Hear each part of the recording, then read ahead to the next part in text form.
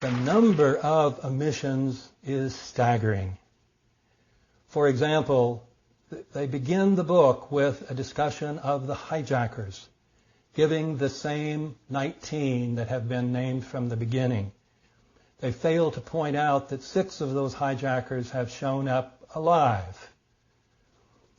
They also discuss Muhammad Atta, describing him as a fanatic Muslim, obviously so devout he was ready to meet his maker.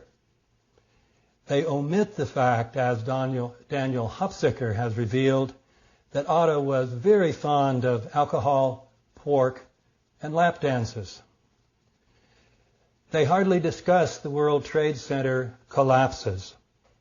They do not discuss the fact that fire has never brought down a high-rise steel frame building.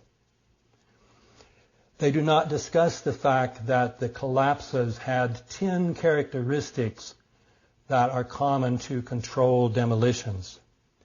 They do not even mention the collapse of building number 7, and of course, therefore, the comment by Larry Silverstein, the one who had a lease on it, that he and the fire department decided to pull it, that is, have it brought down by explosives.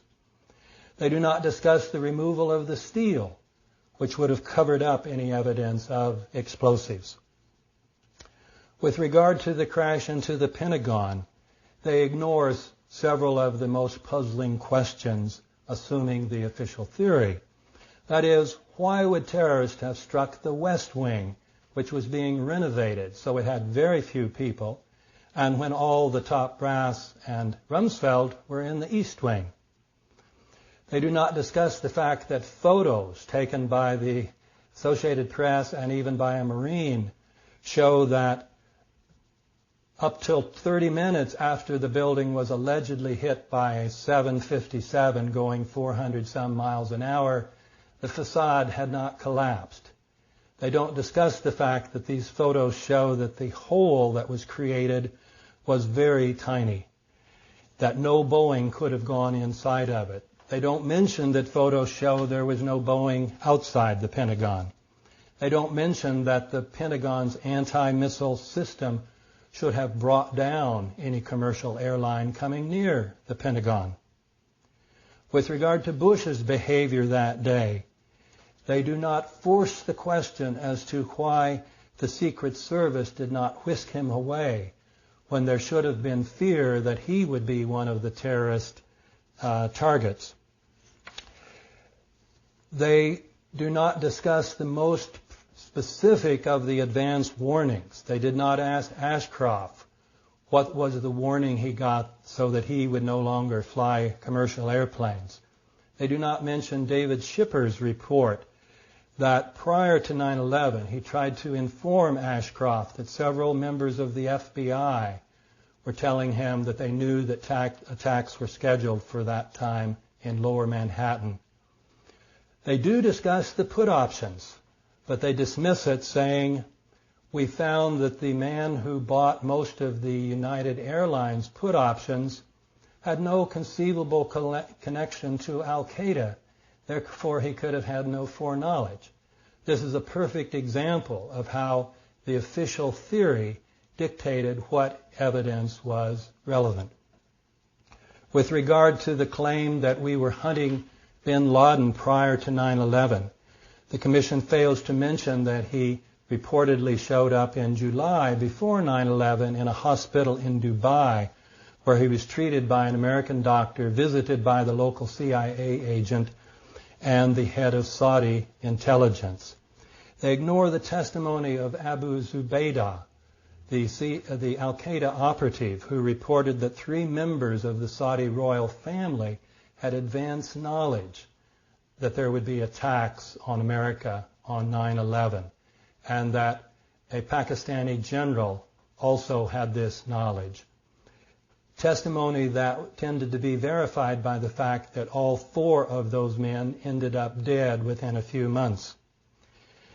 With regard to the Saudi flights that Michael Moore made well known in his movie, based on Craig Unger's book, The Commission claims there was nothing wrong with the flight on September 11th from Tampa to Lexington. American airspace had been opened. They leave out the crucial point which Unger had stressed, that American airspace had only been open for commercial aircraft, not for private. This seemed a particularly blatant attempt at deliberate deception. They ignored all the allegations that FBI headquarters had blocked investigations. They ignored Robert Wright's charges. They omitted the crucial element in the Colleen Rowley case, the Moussaoui case. And they omitted virtually every detail of Sibel Edmonds' 3.5-hour testimony. They omit any reference to the fact that the head of the Pakistani intelligence service was in Washington that very week, and that he had ordered $100,000 wired to Muhammad Atta. It ignores the Project for the New American Century, formed by many members that are now part of the Bush administration, with its explosive statement that a new Pearl Harbor would be very helpful. They ignore the fact that many members of the White House, including the President himself, after 9/11, described the attacks as opportunities. They ignore the fact that there were pre-existing plans for war in both Afghanistan and Iraq, and that both of these had to do primarily with oil.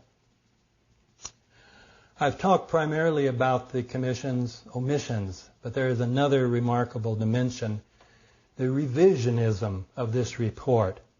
In Chapter 1, they give us a completely new version, which is actually the third official version of what happened on 9/11. This version is clearly intended to absolve the Pentagon of all blame by portraying the FAA as staffed by incompetent bunglers, ones who couldn't recognize a hijacking when all 3 or 4 regular characteristics were staring them in the face. And then people at FAA headquarters who could not bring themselves to pick up the phone and call the military even after they knew of hijackings. This part should win a prize for creative fiction. In short, the 9/11 Commission report is a national disgrace. But what can we do? We cannot get on the mainstream media to make these truths known. Probably we need to organize massive protests, massive enough to force the mass media to pay attention. The first step in this, of course, is to get enough people informed about the facts about 9/11 and about the cover-up so that we can create this mass movement. That, of course, is the importance of this event, and I'm pleased to have been a part of it.